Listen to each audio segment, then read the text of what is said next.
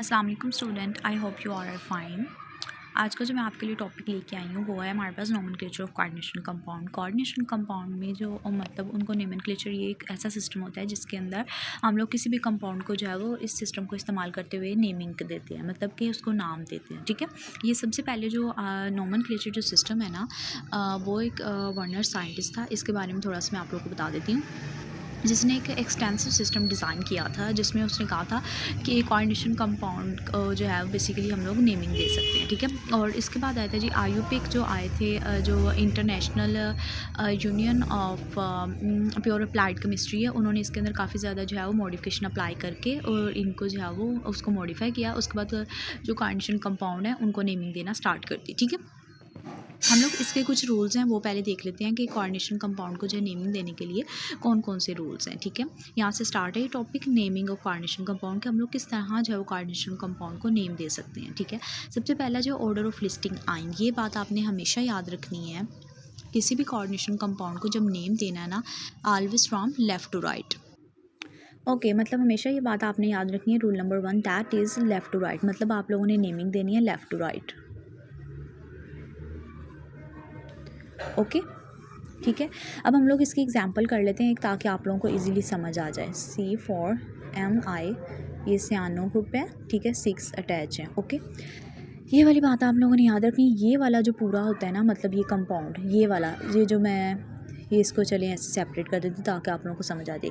जो ब्रैकेट के अंदर जो पोर्शन होता है ना, कंपाउंड जो होता है, ठीक है, इसको कोऑर्डिनेशन स्फीयर कहते हैं। या मैं आप लोगों को अपनी पिछली वीडियोस में बता चुकी हूँ। ठीक है, ये यहाँ पर क्या है, पोटाशियम है। पोटाशियम क्या है, एक अल्कली मेटल है। ठीक है, पोटाशियम इसका तो पता है। और ये जो है वो यहाँ पे कितना है, 4 है।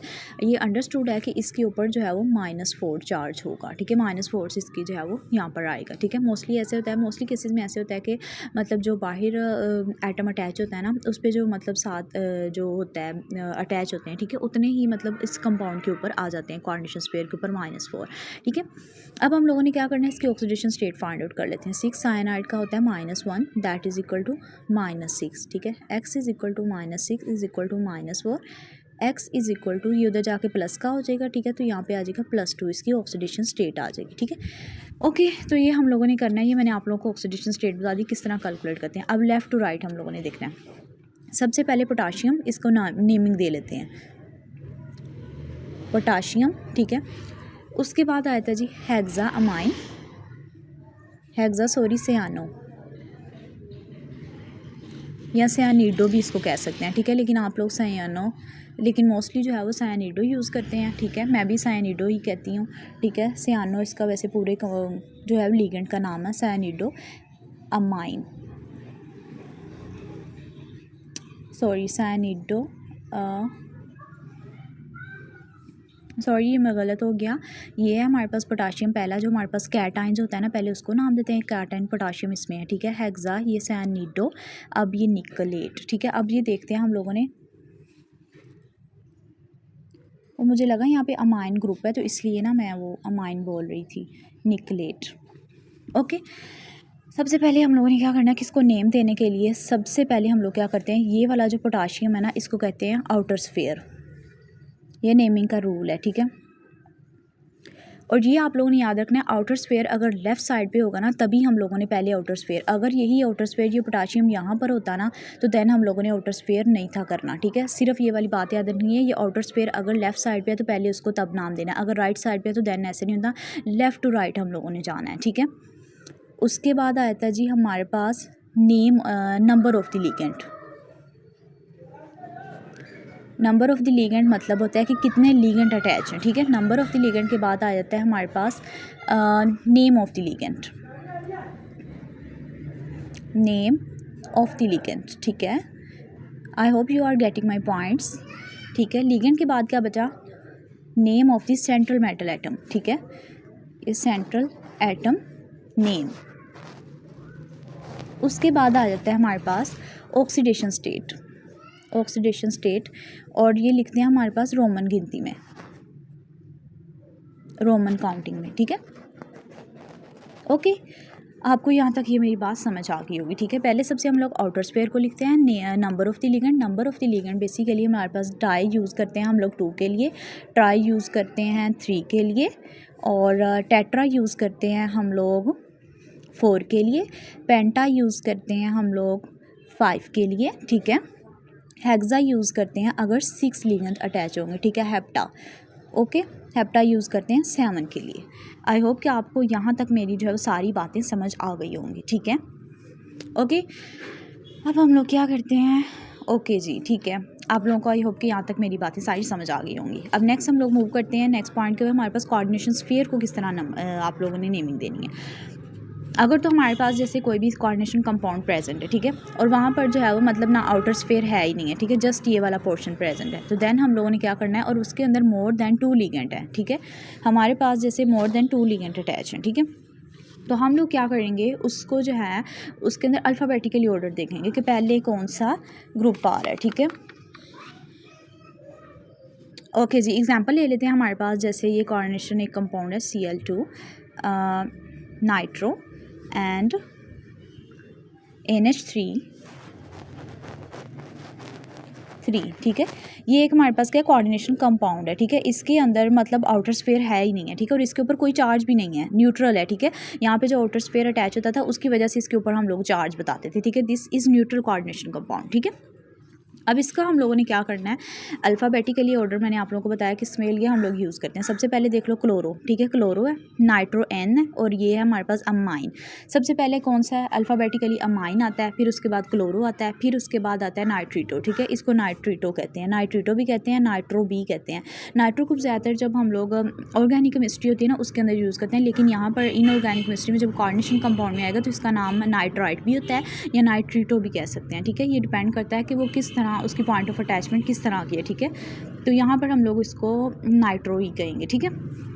इसका नेम होगा ट्राई अमाइन, ये है इसका name, try amine dichloro नाइट्रीटो cobalt, ठीक है। साथ उसकी ऑक्सीडेशन स्टेट जो है रोमन स्टेट में रोमन गिनती में हम लोगों ने लिख दी है, ठीक है। ओके जी, अब हम लोग बात कर लेते हैं कि हमारे पास जो लिगेंड होते हैं ना, कौन कौन से न्यूट्रल लिगेंड होते हैं और कौन कौन से जो है वो, अब लिगेंड देख लेते हैं हम लोग। लिगेंड वो होते हैं जो मतलब ऐसा कोई भी आइटम होता है जिसके अंदर टेंडेंसी होती है कि वो अपने इलेक्ट्रॉन जो है वो डोनेट कर सकता है, ठीक है, उसके पास एक पेयर होता है इलेक्ट्रॉन का, ठीक है, अवेलेबल होता है। अब न्यूट्रल लिगेंड आ जाता है, सबसे पहले हम लोग देख लेते हैं अमाइन न्यूट्रल लिगेंड होता है, ठीक है, इसका अगर आ जाए तो इसकी जगह 0 लग जाता है, मतलब अगर हम लोगों ने ऑक्सीडेशन स्टेटस की फाइंड आउट करनी है। वाटर है, ठीक है, लिगेंड, ठीक है। न्यूट्रल लिगेंड कौन कौन से हैं, एक्वा है, ठीक है, एक्वा भी इसी को कहते हैं, ठीक है। उसके बाद नाइट्रो है, ठीक है, कार्बन मोनोऑक्साइड है, कार्बोनाइल है और नाइट्रोसाइल है, ठीक है, ये सारी जो है न्यूट्रल लिगेंड है। अब पॉजिटिव लिगेंड ये उन्होंने बताया हुआ है कि एंड इनका नेम जो है IUAM से होता है, ठीक है।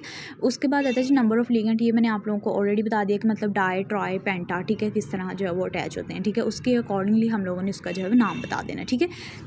यहाँ पर एक पॉइंट जो मैं मिस कर गई हूँ वो है हमारे पास जो एनाइन लिगेंड होता है ना, वो एंड होता है हमेशा O से, ठीक है। अब ये हमारे पास फ्लोराइड है, ठीक है, ये हेलोजन है, ठीक है, फ्लोराइड, तो इसका जो है वो मतलब नेगेटिव है, इसके ऊपर नेगेटिव चार्ज होता है, मतलब एनाइन है, तो इसका जो एंड होगा वो फ्लोरो होगा, ठीक है। ये फ्लोरो, क्लोरो, ये ब्रोमो, ठीक है, ये आप लोग इसका सारा जो स्क्रीनशॉट अगर लेना चाहें तो ले सकते हैं, ठीक है। ये सारे लिगेंड हैं, इनके ये आपको एज इट इज़ जो है याद करने पड़ेंगे, ठीक है। इनके नाम कैसे हैं, मतलब फ्लोरो, ब्रोमो, ये सारे आप ना इनके नाम याद करने पड़ेंगे, ठीक है। उसके बाद आता है जी नेम ऑफ द मेटल, मतलब सेंट्रल मेटल एटम का नेम आपको पता होना चाहिए। कोबाल्ट है तो मतलब उसका CO होता है, ठीक है। क्रोमियम का CR सिंबल होता है, ठीक है। निकल का NI होता है। उसके लिए आपको जो है पीरियोडिक टेबल के जो एलिमेंट्स हैं ना उनका पता होना चाहिए, ठीक है, उनके नाम का पता होना चाहिए, ठीक है, ठीक है जी।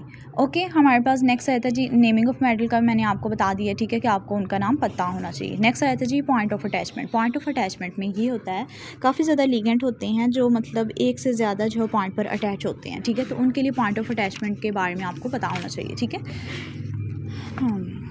ये देखो, ये नाइट्रीटो अगर होगा, अगर तो इस तरह का ग्रुप होगा ना ONO, ठीक है, दरमियान में नाइट्रोजन आ रहा है, दोनों तरफ ऑक्सीजन, तो उसको नाइट्रीटो कहेंगे। अगर NO2 है तो नाइट्रो कहेंगे, ठीक है, जैसे हम लोगों ने पीछे कंपाउंड में कहा था उसको नाइट्रो ही कहेंगे, ठीक है। तो ये हमारे पास थायोसाइनाइट्रो, ठीक है, ये उनके डिफरेंट जो कंपाउंड है उनके जो है किस तरह नाम है, ठीक है, कोऑर्डिनेशन अकाउंट। अब जो एक मेन पॉइंट मैंने आप लोगों को यहाँ पर बतानी है वो ये है, हमारे पास जैसे कोऑर्डिनेशन कंपाउंड है, अगर ये हमारे पास आता है जी कोऑर्डिनेशन कोई भी कंपाउंड है, ठीक है, ये कोऑर्डिनेशन स्फीयर एक हो गया ना, ठीक है, उसके अंदर कोऑर्डिनेशन कंपाउंड कोई भी प्रेजेंट है, अगर तो उसके ऊपर न्यूट्रल है या वो पॉजिटिव है, ठीक है, तो जो सेंट्रल मेटल होगा ना उसका नेम चेंज नहीं होगा, ठीक है। ठीक है। दैन उसका जो है इस केस में नेम चेंज नहीं होगा। अगर हमारे पास कोई भी कोऑर्डिनेशन जो है वो हमारे पास स्फीयर है, ठीक है, ये कोऑर्डिनेशन स्फीयर है, इसका हम लोग कर लेते हैं नेम। जैसे सपोज कर लें यही हम लोगों ने जो पीछे किया था निकल और हेक्सा, ठीक है, यहाँ पे आए थे तो पोटाशियम जो है अल्कली मेटल होती है, ठीक है, इसमें जो है वो जैसे अब इसका जहाँ पे +4 है ना, तो यहाँ पर -4, क्या -4 आ गया। मतलब अब ये पॉजिटिव भी नहीं है, न्यूट्रल भी नहीं है, मतलब इसके नेम के अंदर सेंट्रल मेटल का एटम का जो है ना उसका नेम चेंज होगा। अब मैं आपको लोगों को बताती हूँ, ठीक है, इसके ऊपर नेगेटिव है, कोई भी कोऑर्डिनेशन जैसे स्फीयर है इसके ऊपर अगर नेगेटिव होगा तो, अगर नेगेटिव स्टेट आ रही है उसकी, ठीक है, उसके ऊपर चार्ज नेगेटिव है, ठीक है, तो देन हम लोग क्या करेंगे, सारा इसका नेम मैंने आप लोगों को ऑलरेडी बता दिया कि हम लोगों ने क्या करना है, पॉजिटिव से लेफ़्ट टू राइट, मतलब पहले कैटायन का नेम लिखना है, पोटाशियम, हेक्सा,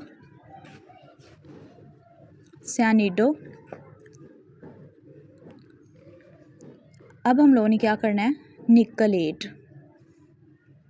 हमेशा ये वाली बात याद रखनी है कि जब भी किसी के ऊपर नेगेटिव ऐसी आ जाता है ना, चार्ज -4 है ना, तो उसका जो सेंट्रल मेटल एटम का जो नेम होगा ना वो हमेशा एंड होगा, उसके एंड पे लगेगा ATE8, ठीक है, ओके। अगर जो है वो पॉजिटिव है या न्यूट्रल है देन उसका सेंट्रल मेटल एटम का जो है वो नेम एज इट इज़ होगा। अगर यहाँ पे -4 ना होता है, ये न्यूट्रल होता है, यहाँ पॉजिटिव आ जाता है +4, तो देन हमारे पास निकल ही हम लोगों ने लिखना था, ठीक है।